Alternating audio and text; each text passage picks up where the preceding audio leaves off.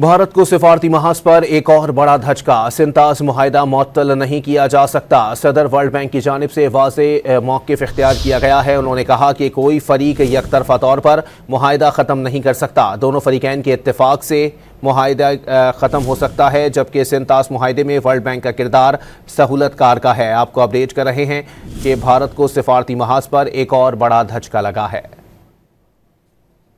The treaty is not suspended. It's technically called something in abeyance, is how the Indian government worded it. There is no provision in the treaty to allow for suspension, the way it was drawn up. It either needs to be gone or it needs to be replaced by another one.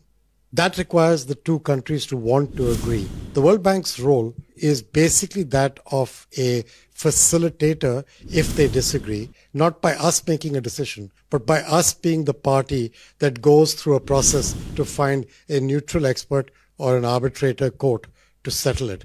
And we have to pay the fees of those guys through a trust fund that was set up at the bank at the time of creation of the treaty. That's our role. We have no role to play beyond that.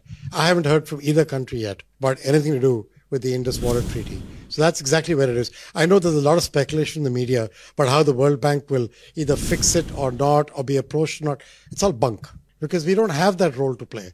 And I wish you would help me tell the media that they should take a look at the treaty and realize that the treaty is a treaty between two sovereign nations, and they have to decide whether that's what they want to continue with. It's their decision, and so be it.